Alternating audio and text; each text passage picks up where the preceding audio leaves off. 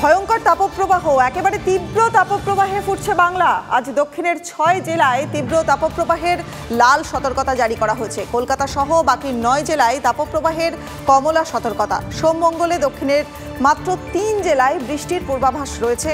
পূর্ব পশ্চিম মেদিনীপুর এবং ঝাড়গ্রামে হালকা বৃষ্টি হতে পারে। বিক্ষিপ্ত বৃষ্টিতে অসহ্য গরম কমার কোনো আশাই নেই। অন্তত বুধবার পর্যন্ত তাপপ্রবাহের সতর্কতা দক্ষিণবঙ্গে। গরমের দাপট চলবে মালদা এবং 2 দিনাজপুরেও।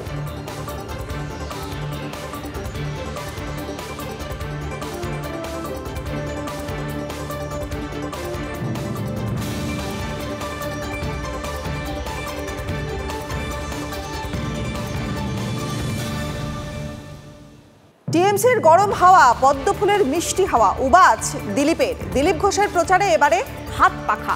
আজ সকালে জিটি রোডের উপর চা চক্রে যোগ দেন বর্ধমান দুর্গাপুরের বিজেপি প্রার্থী। আর সেখানেই বিজেপি সমর্থকরা পথ চলতি মানুষকে হাত পাখা বিলি করলেন। হঠাৎ পাখা বিলি কেন? প্রশ্নের উত্তরে দিলীপের খোঁচা, টিএমসির হাওয়া লু, গরম হাওয়া। ওই হাওয়া খাবেন না, পদ্মফুলের গন্ধযুক্ত আমাদের পাখার মিষ্টি হাওয়া খান। বিলি করা হাত পাখায় রয়েছে দিলীপ ঘোষকে ভোট দেওয়ার বার্তা। এখানে গরম পড়েছে, এত গরম সহ্য করা যাচ্ছে না। গ্রামে যাচ্ছি, রাস্তায় দাঁড়িয়ে মায়েরা আঁচল দিয়ে হাওয়া খাচ্ছেন, দাওয়ায় বসে হাত পাখা দিয়ে কাগজ দিয়ে হাওয়া খাচ্ছেন।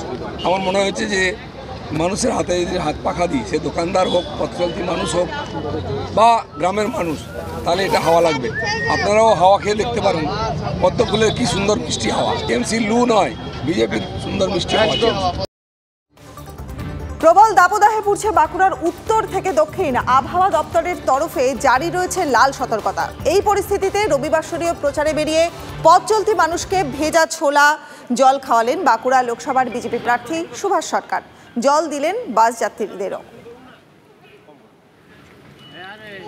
বিভিন্ন জেলায় রেড অ্যালার্ট এবং পাশের কিছু জেলায় আবার অরেঞ্জ অ্যালার্ট দেওয়া হয়েছে।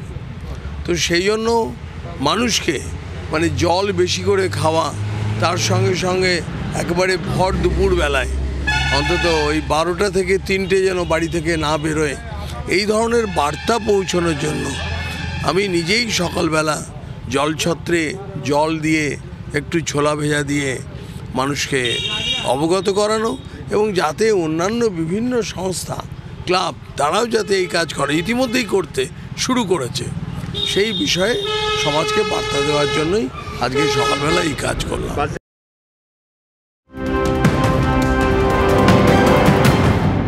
আর অমিত মালব্যর বিরুদ্ধে এফআইআর তৃণমূলের। মুখ্যমন্ত্রীকে চরম অপমানের অভিযোগ। প্রতিবাদে গড়িয়াহাট থানায় অভিযোগ মন্ত্রী চন্দ্রিমা ভট্টাচার্যের। আমাদের প্রতিনিধি সৌরভ গুহ রয়েছে আমাদের সঙ্গে। সৌরভ, সমস্যাটা কি?